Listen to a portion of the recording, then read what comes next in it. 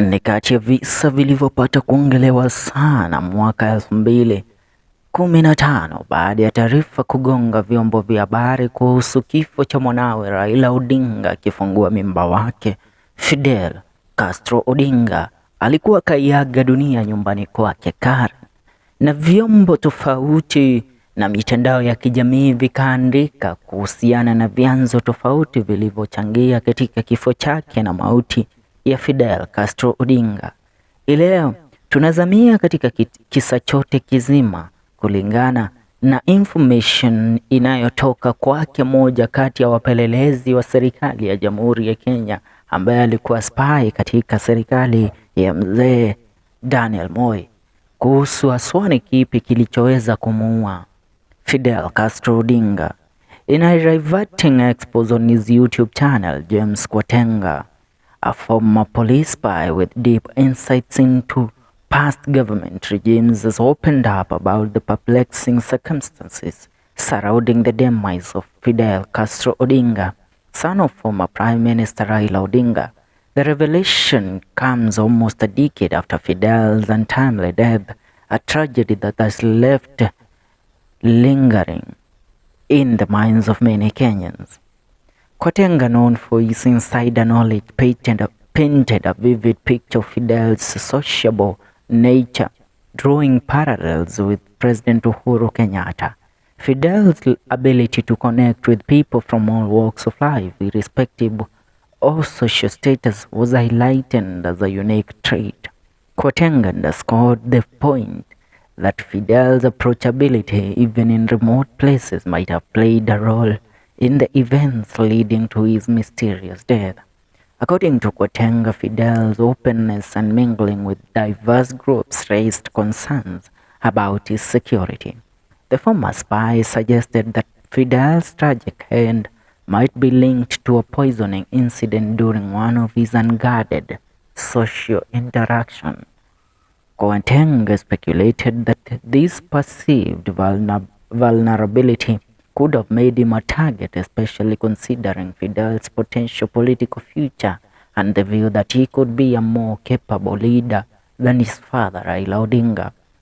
The former spy didn't shy away from implicating a government hand in what he labeled a well-plotted scheme to eliminate Fidel. Kwatenga expressed skepticism about the transparency of the autopsy reports, insinuating a possible tampering to keep the true cause of death concealed. He lamented Fidel's simplicity, emphasizing that he was a son of Kenya rather than a VIP's offspring. Kenya making his loss a profound tragedy for the nation. Fidel Castro Odinga, passing nearly a decade ago, continues to cast a shadow over Kenya's political landscape. James Kwatenga revelations had a layer of intrigue, raising more questions about the circumstances surrounding the demise of a man who was not just the son of a prominent politician, but also seen as a potential leader on his own right. Now, apart from this revelation from James Kwatenga, a lot of stories were published in regards to what might have caused the death of Fidel Castro Odinga. And one of the many was this publication that was posted by Sudre Nyakundi years back. He said that social media may have been flooded with reports that CORDCO Principal Kalonzo Musyoka gave a pittance 25,000 as his contribution to Fidel Odinga's funeral. However, the Wiper party leader main contribution was lost in talk about the causes of multiple deaths that have hit CORD leadership. Addressing a press conference at Fidel Odinga's residence in Karen, Kalonzo sensationally attempted to connect Fidel's death to the earlier deaths of two CORD bigwigs, Mutula Kilonzo and Otieno Kajwang. I know a lot of us are asking a lot of difficult questions. Mutula Kilonzo, Otieno Kajwang, and now Fidel Castro Odinga, first son to Right Honorable Raila Odinga, he said. Fidel's uncle Raila Odinga's elder brother Oburu Odinga was equally sensational during the funeral in Kango Kajaramogi. In Bondo, Siaya County, Oburu expressed concerns that Fidel's death was not an act of God. There was a human hand that was involved. A year later, after Mutula died and hot on the heels of Fidel's burial, Makueni Senator Mutula Kilonzo Jr. joined the court chorus that there is a killer of court leaders on the loose out there. In a media interview on January 13, 2015, he claimed that his late father was poisoned. I have doubts with the findings of Dr. Ian Cadillac, which are similar to those of government pathologist Johansen Hodor, that my father died of excessive bleeding, said Jr. But did Fidel fall to the hand of a man or to his own hand? Court leaders have exploited an old African belief that people do not die, they are killed. 3 deaths in a span of less than a year of top operatives from one political party cannot be just a coincidence, at least according to the belief among members of the opposition court. The deaths of 2 senators, Mutula Kilonzo of Makueni and Honorable Kajwang of Homabay, and most recently then Fidel, all in a span of 10 months, left many unanswered questions. None of the deaths had been conclusively explained. On one hand is the fact that before they died, they had not known recent negative medical records that were life-threatening. The young Odinga and Mutula died peacefully in their sleep. Senator Kajwang died while on the way to the hospital after complaining of chest pains amid reports that 5 days earlier he had been involved in near-fatal road accident in Homabay. There has been little, if any, explanation from the families of the 3 on the findings of the pathologist.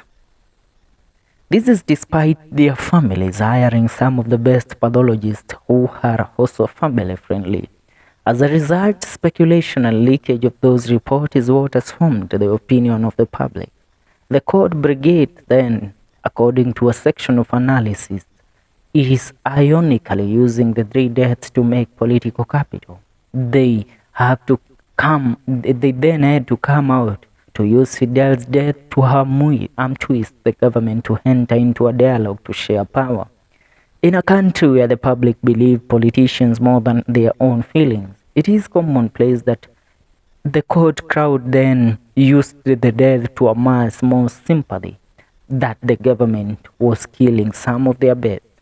The death of Fidel Castro is particularly significant. He was not only the first son to Raila, but also the heir apparent to the Odinga dynasty. Raila, who had since lost 3 presidential elections, just clicked 70 years in 2015 then. His birth on January 7, 1945, almost coinciding with his son's death on January 5th. Odinga family presidential ambitions, but also the cat-like leader of the Luo nation, where the Odinga family drives nearly all of its political capital. Fidel close confidants said had expressed interest to run a member of parliament in Kibra in 2017, a seat previously held by his father. He hoped to take advantage of the large Luo backing that resided in the slum. It was expected that these would gradually sharpen his nails to run for the highest office in the land. Significant, none of the Raila's other children had shown political interest as Fidel did, and also known into the larger Odinga family is likely to excite the Luo nation as Raila did. That is why his death was a major blow to the Odingas and also the larger Luo nation, which suffered a generational loss. Many theories emerged regarding Fidel's death. One is that his body shut down after a toxic combination of excessive consumption of hard liquor and other hard substances. This led to the liver being overworked to the point of shutting down. However, the family would not reveal these findings, fearing public embarrassment instead. Court principals found it convenient to make political capital out of Fidel's mishap and the death of 2 other senators. The fact of his movement that day may give a glimpse, but sources close to his social circles reveal that Fidel abused alcohol every day. Fidel, it emerged that he was extremely liquid and would spend as much as 200,000 in a single outing entertaining his friends. Fidel too had a soft spot for women, according to friends. Although he had come into trouble with hard stuff earlier, in Kenya he became hooked after meeting his wife-to-be and a law student at Nairobi's Sparklet campus, Veronica Wanjiru Ng'ang'a. Fidel married Vero in 2007, but it was not the Kikuyu Delila, as the Luo liked calling Veronica, but a sister Hida Wamuhu Ng'ang'a, who became Fidel's partner in social circles. Some sources allege his high dalliance with alcohol was one of the reasons Fidel divorced his first wife. Fidel's uncle Oburu Odinga claimed Wanjiru was barren and unable to sire heir to the Odingas. However, a complex love triangle created the irreconcilable differences cited in the divorce.